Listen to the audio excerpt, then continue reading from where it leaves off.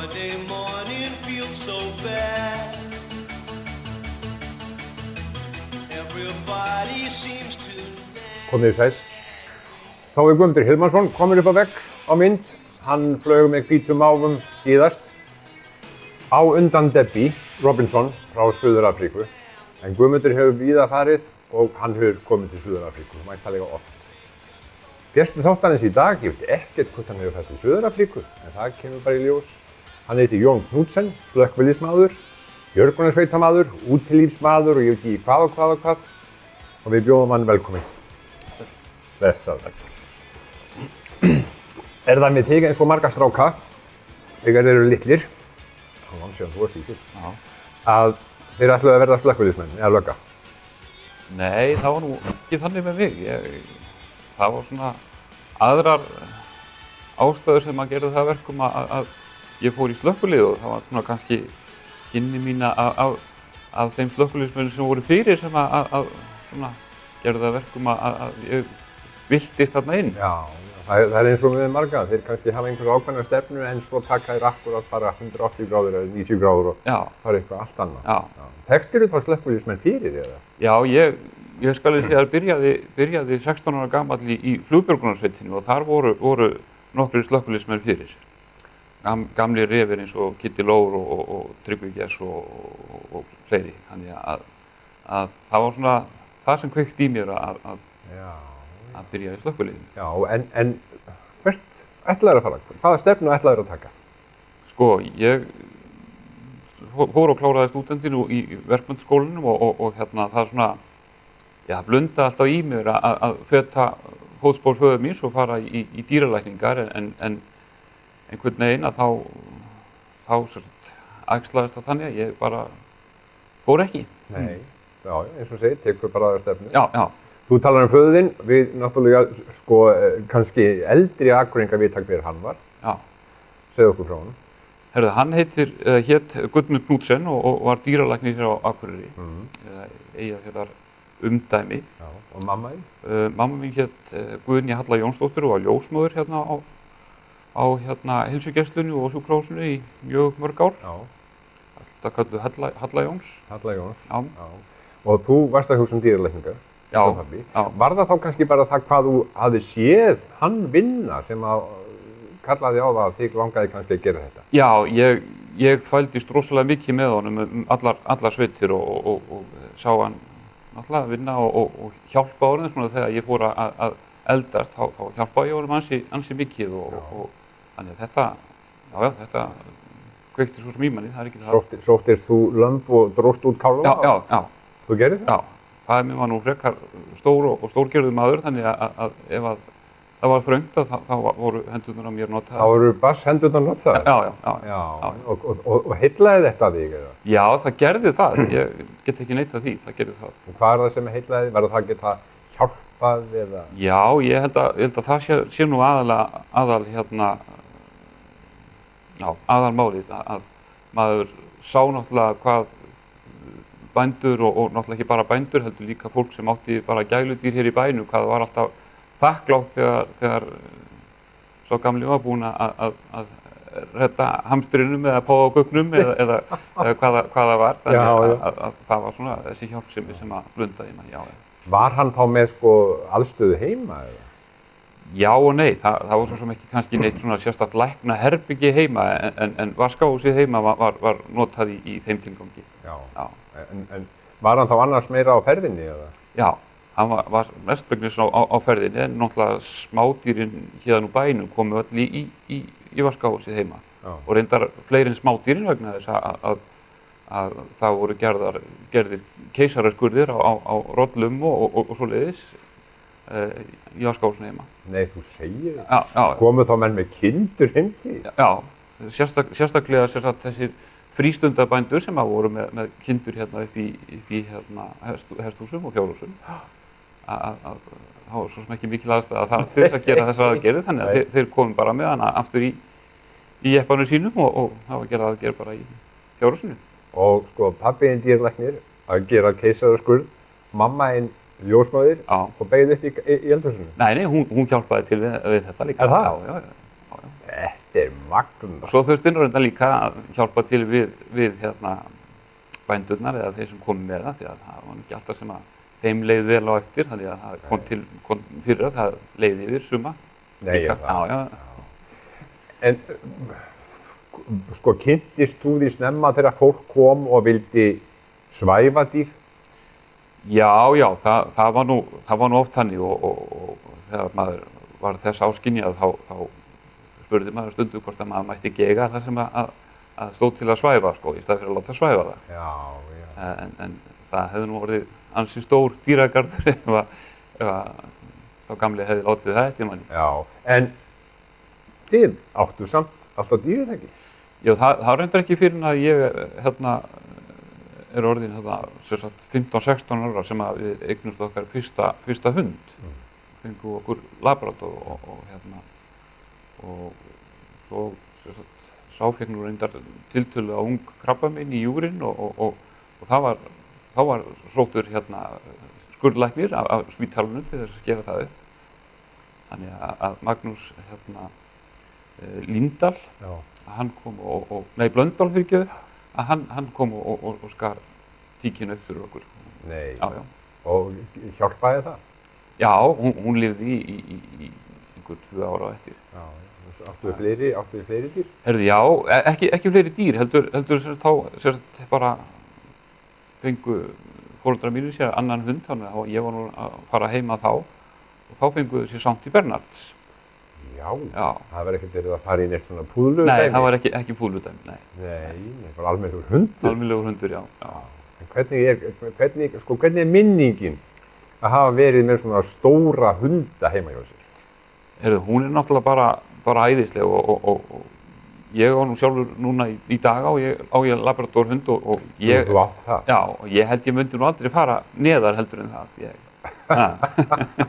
Ég veist hitt vera svona frekar einhver sýnishorn bara. Já, en þarf ekki að hugsa þetta dálítið? Jú, það er það. Það þarf að fara út með þetta og þrífa þetta og gefa þess að borða á svona. Þannig þetta er bara eitt barn í viðbót. Ferðu með hann út á hverjum degi? Nei, ég viðurkenni það alveg húslega. Ég bara hefur hreinlega ekki tíma til þess sjálfur en hann er nú svona hreyfður svona flesta daga. Já, hreyfður? Já. Hvað er hann gamall sá þessi? Hann er 30 ára. Já, og það er nú, hann á mikið eftir. Já. Og gleður hann alla í fjölskyldunni? Já, heldur betur. Og ekki bara í fjölskyldunni vegna þess að hann er búinn að fara á námskeið hjá Rauða krossinum, þannig að svona svokallega heimsóknarvinna námskeið og þannig að ég fer stundum með hann og í heimsókn til fólks eða á stofnanir og það er hann svíkspora merktur Rauða krossinum og finnst það mjög gaman. Þá ferðu jafnvel upp á heimili eldri borgara og þess aftar og leifir fólki að svona aðeins að kjá í þessu? Já. Hvernig tekur hundur því fyrir svona fullt af fólki alltaf að hálmæja? Hann er bara alveg ótrúlega vel. Hann er mjög mannblendinn og bara sættist við alla. Já. Þetta er dálítið skemmtilegt. Já. En tengslið við slökkvilið, þú varst nú kannski fyrst og fremst slökkviliðsmaður í mörg ár? Já, slökkviliðs- og sjúkraflutningamaður, þannig að hérna á Akureyri er þetta rekið saman. Já. Og ég byrjaði þarna fyrst í aflýsingu 1984, 20. júní 1984. Hvað varst þú gamall þá? 20. Já. Þá ferð þú í aflýsingar í slökkvilið? Já. Og strax í sjúkraflutninga? Já. Það var ekkert val þarna á milli, það var bara, það voru bara 3 á vakt og þeir syntu öllu sem var sjúkrabíll eða slökkvíl. Og kveikti þetta strax í þér? Já, það gerði það. Þetta var bæði spennandi og náttúrulega þarna kom þessi tilfinning að geta hjálpað líka. Er það mjög sterkt í þér? Já, ég held ég geti nú ekki sagt annað. Nei. Það má ég að segja allt mitt svona líf hefur snúist eitthvað svona hjálparstarfi eða hjálpaðum, já. Kom þá aldrei til greina að þú verið þá kannski bara læknir, mannanna eða? Nei. Ekki gera læknir heldur bara svona? Nei, það svo sem kom aldrei til að ég yrði manna læknir. Ég einhvern veginn, já, þetta var bara spennandi og jú, maður gat fundið það greinilega að maður var að gera gagn og fólk var sem sagt ánægt með þessi störf okkar. Þannig að það dugði mér. En í þessum störfum, sjúkraflutningum og öðru slíku, að sko, það fara nú engin svona pappakassar í þetta. Menn þurfa að minnst hafa svona hugsun á bakvið þetta, vera vel á sig komnir og þetta hlýtur að hafa gríðarlega áhrif á mann líka þegar svona eitthvað upp á verulega alvarlegt kemur upp á. Jú, það gerir það. Þetta ekki alltaf bara spennandi og tóm hamingja. Það langt frá því. Maður hefur horft upp á heilu íbúðirnar og allt innbú hverfa og annað slíkt þá. Það náttúrulega tekur á mann. Það ekki spurning og svo náttúrulega í sambandi við sjúkraflutningana að það því miður ekki hægt að bjarga öllum þó að það sé oft þannig í amerískum bíómyndum, amerískum þáttum, en þá það ekki þannig hjá okkur. Já, fyrir rest þá hægt að bjarga öllum. Já, en þannig það ekki hjá okkur. Jú, þetta tekur á, en það að þurfa að vera einhverjir svona sérstakir karakter, jú, kannski má segja það, en ég vil nú ekki meina það að við séum einhverjir ofurjaxlar eða eitthvað slíkt. Þetta er náttúrulega eitthvað sem að lærist en já, það ég hef nú svo sem aldrei litið á okkur sem einhverjar hetjur af því að þetta er náttúrulega eitthvað sem að við lærum að umgangast og gera hlutina og forðast ýmislegt í eldi og svona, þannig að við erum náttúrulega bara að vinna við það sem við erum menntaðir og þjálfaðir í. Já, en það er mikil þjálfun í þessu, þið þurfið að læra mikil. Já, það er mikil þjálfun, þannig að það má eiginlega segja að inntökuskilyrðin kannski voru ekki svo mikil allan þegar ég var að byrja, það var eiginlega bara það að þú væri búið með skyndihjálparnámskeið og væri með meira próf, þannig að þú mætti keyra stóru slökkubílana og að því það var gjaldtaka á sjúkrabílana.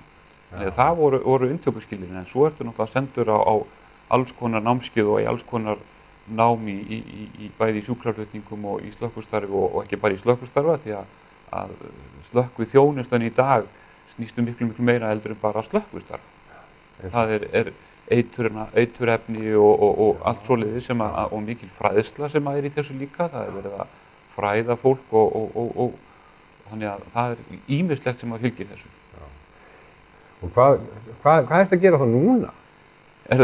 Já, það breyttist nú kannski ekki neitt rosalega mikið hjá mér annað en það að slökkvistörfin duttu út því að nú ég að vinna sem aðstoðarmaður á slysa- og bráðadeild sjúkrahússins Akureyri. Umönnun sjúklinga. Já. Meðal annars. Og í hverju felst það? Já, það er eiginlega bara mjög fjölbreytt starf sem ég að vinna. Þannig að ég er að taka hjartalínur til fólki og ég að setja upp æðaleggi í fólk og taka blóðpröfur og ég að hitta kaffi og búa rúm og taka sjúkrasögu af fólki og flytja fólk á milli, þannig að ég ennþá í flutningum á sjúklingum. Þú ert bara komin svona aðeins á hinn endan? Komin á hinn endan, já. Þú ert svona að taka við því sem að þú varst vanur að koma með? Akkurat. Já, er þetta eitthvað nýtt starfi eða? Já, þetta ekki kannski starfi sem slíkt, en þetta var svona tilraunaverkefni. Ég er svona eiginlega fyrsti sem er í þessu hérna á sjúkrahúsinu að hafa sjúkraflutningamann í þessu, svona í aðstoð þar sem að okkar menntun nýtist bara mjög vel í þetta. Já. Ertu þá í hvítuslótt? Já, ég bara... Ertu með hlust? Nei, ég er nú ekki með hlustunarpípu, en ég er bara klæddur eins og annar starfsfólk deildarinnar og það er svona nokkuð frjálslegt hvort við séum í rauðum fötum eða bláum fötum eða hvítum fötum, þannig að maður getur svona nokkuð mælum valið það. En það er kannski svona, já, ef þú horfir yfir svæðið þá kannski lítill munur á klæðnaðinum sem ég er í og klæðnaðinum sem að deildarlæknirinn er í. Og svo bara kallað á þig og þú beðinn að taka við þessum og þræða upp legg og eitthvað svona? Já, þess vegna. Já. Hvernig líkar þetta? Ég líkar þetta bara afskaplega vel. Þarna ertu náttúrulega heimavelli? Þarna er ég á heimavelli, já. Þetta er býsna merkilegt. Já. Og sérðu þig í þessu til framtíðar? Ég veit það nú ekki. Það verður bara reynslan að koma í ljós en ég sýnist á öllu að reynslan af því að vera með sjúkraflutningamenn þarna inni er bara mjög góð. Já. Þannig að það sýnir sig að sjúkraflutningamaður er ekki bara maður sem tekur á móti einhverju sjúklingi og ber hann inn í bíl og fer með hann inn á sjúkrahús. Nei. Það núna síðustu ár hefur hefur menntun sjúkraflutningamanna stór aukist, þannig að sjúkraflutningamaður sem búinn að fara á framhaldsnámskeið, svokallaða neyðarflutningsnámskeið, hann hefur réttindi til þess að setja upp nál og gefa vökva og gefa ákveðin lyf eftir læknis uppskrift og svoleiðis á vettvangi. Já. Þannig að ef til dæmis hjartastopp að ræða einhvers staðar út í bæ, þá vinna sjúkraflutningamenn eða neyðarflutningamenn við þennan einstakling inn á gólfi í svona cirka hálftíma áður en að farið síðan að flytja hann á spítala eða upp á Höfðaköpulli ef illa fer. Nonni, kalla á Nonni, Já. Ég veit það. Áður við höldum lengra, Já. þá skulum við skutla einu lagi hérna inn og hafa einhverja fallega myndir frá þér í sambandi við það. Kvöldið okkar og vorum Vaglaskó. Við skulum gjalda í grænum berjamó. Leiddu mig vinur í lundin frá í gær. Lindin þar niðar og virkislan grær. Leikur í ljósum, lokkum ángandi rósum. Leikur í ljósum, lokkum inn fagnandi grær.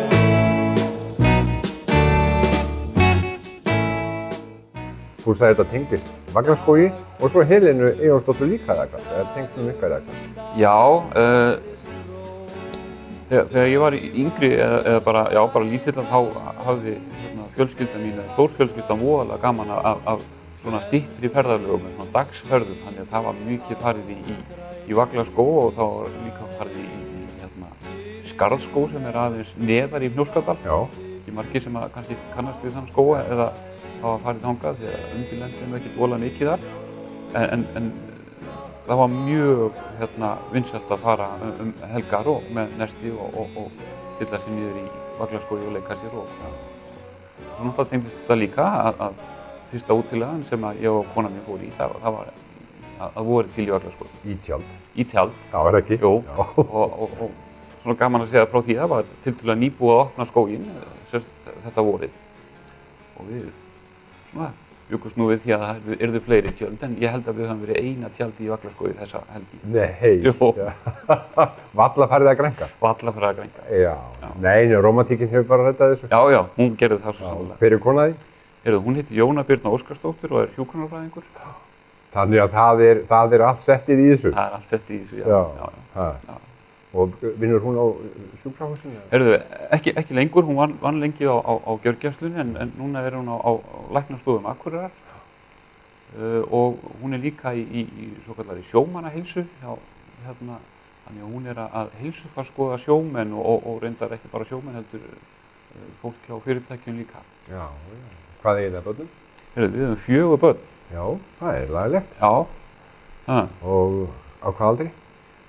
Sá yngsti er að verða, var 13 ára núna í vor. Sá yngsti? Já.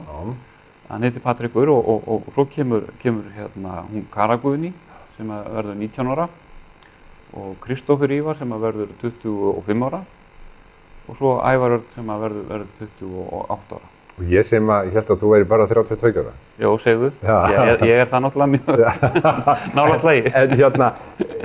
En er eitthvað svona eldri krökkunum eða í þessu, þar að segja svona? Nei, hann reyndar ekki sá elsti, hann fór nú til að læra atvinnuflug.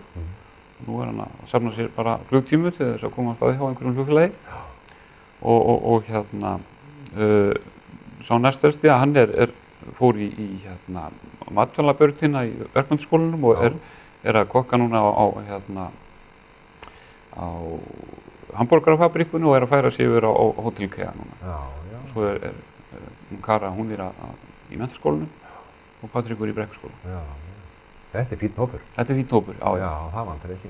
Og svo Móli. Heitir það Móli? Móli. Já. Þannig að þetta er 7 manna fjölskylda, eða 7 dýra fjölskylda? Já, og það má kannski segja að það sé eiginlega svona hluta til orðin 8 því að ég er orðin afi líka. Nei. Já. Stórin af? Já. Sko, ég óska til hamingju með það. Og hann eins og sástupur. Já. Hvernig finnst þér, eins og ég segi, mér þykir þú svo ungur, sko, hvernig þykir þér að vera afi? Þetta bara dásamlegt hlutverk, alveg. Já. Það svo gott að geta knúsað þetta. Já. Og svo þegar þau eru óvær og eru búin að pissa, þá getum við að skila þeim. Já. En það kannski ekki alveg vottóði hjá mér, því að ég skipt bleiur og svoleiðis, það er gott að rifja þetta. Já, það gaman að þessu. Já. Nei, sjúkraflugið, það svo sjúkraflugið. Það búið að tala mikið sjúkraflug undanfarna mánuði hér í þessu landi. Já. Þú vannst töluvert mikið í þessu og flögst mikið. Já, ég byrjaði í þessu bara þegar þetta svona, nútíma sjúkraflug, ef við getum orðað það þannig, þegar það byrjaði og það byrjaði 97 sem að við byrjum í þessu. Þannig og gerði þetta alveg frá þangað til ég hætti. Þetta sko eins og vorum að tala sko, sjúkrabílar, fullir af tækjum, sjúkraflugvélar, ekki síður. Já. Og kannski viðkvæmt að vera í flugi með fólk og annað slíkt. Hvernig fannst þér þetta? Mér líkaði bara mjög vel. Það var náttúrulega verið að fljúga oft í svona slæmum veðrum og svoleiðis, en þessi þörf á að hjálpa náunganum, að hún var yfirleitt það sterk að maður hugsaði ekki einhver tristing. Nei. Og kannski þessi þörf líka hjá flugmönnunum. Já, það náttúrulega jafn mikil þörf hjá þeim að hjálpa, því að það ekki spurning. En svo veit ég sko meira það að þú vilt hjálpa fólki. Já. Það Rauði krossinn. Já. Ég geti vel ímyndað mér og væri tattúeraður með Rauða krossinn. Nei, það er nú ekki þannig. Ég einhvern veginn hef óbeitt á tattúi. Þannig að ef það hefði værið, þá var ég sjálfsagt Rauður kross tattúerar á öxlunum á mér. En það er nú ekki, en hann á ansi stóran þátt í mínu lífi. Og hvernig tengist það? Tengslin eiginlega bara þannig að í sambandi við Flugbjörgunarsveitina þegar ég byrjaði þar, að þar var maður sem var starfandi þar og hann fékk mig til þess að fara á námskeið sem kennar í skyndihjálp fyrir Rauða krossinn. Og ég gerði það þarna 1982 og tók kennararéttindi og hef kennt allar götur síðan. Og þú, sko, hvað ertu ofta að kenna? Kennur í hverju viku? Já, það er svona alltaf því sem að ég að kenna eitthvað í hverju viku. Hvað þetta löng námskeið? Það er misjafnt. Það er boðið upp á, stundum maður bara með svona hálfgerða kynningu, kannski klukkutíma eða eitthvað slíkt, en svona flest námskeiðin eru 4 klukkutímar. Þannig að koma ágætu efni varðandi endurlífgun og svona allra helst á 4 klukkutímum. Á þetta ekki að vera bara inn í skólakerfi? Jú, það ætti nú að vera það og fyrir hrun þá voru skólar farnir að fá námskeið. En þetta var eiginlega fyrsta sem að datt niður þegar það hrundi. Já, þegar það var. En nú bara einn skóli held ég á okkar svæði sem að býður 10. bekkingu sem að útskrifast upp á fullt skyndihjálparnámskeið sem að 16 kennslustundir. Það er Hafnargilsskóli. Já. Og það fólk læri verulega vel á því. Já. En ef ég hefði farið fyrir sko 5 eða 6, 10 árum síðan á svona námskeið, þyrfti ég að fara núna í sko endurmenntun?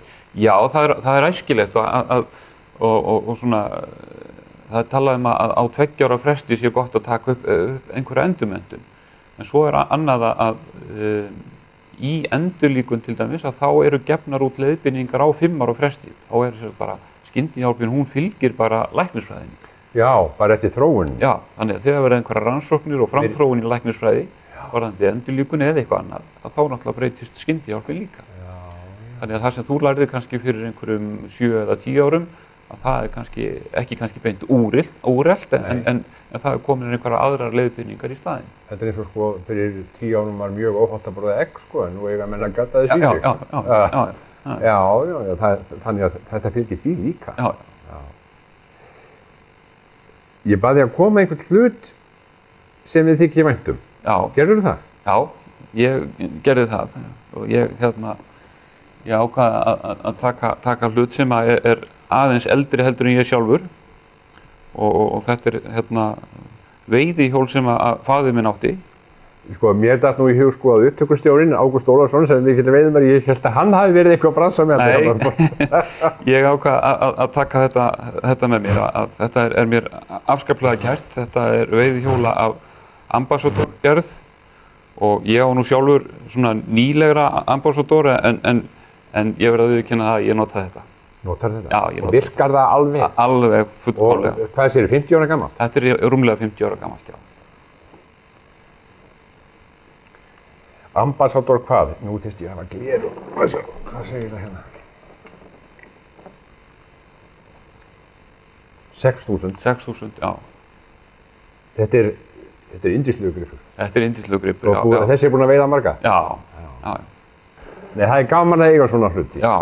Og þú hugsar alltaf til pabba þegar þú grípur í þetta? Já, ég geri það og það er hluti af því sem ég sagði þér áðan varðandi svona það sem var að vera að renna burt úr bænum helgi og annað slíkt að það var mikið farið þegar ég var bara lítill, bara pínulítill austur í Mývatnssveit og veitt þar og þannig að það var mikið veitt og brallaði gaman. Og þú ert mikill veiðimaður?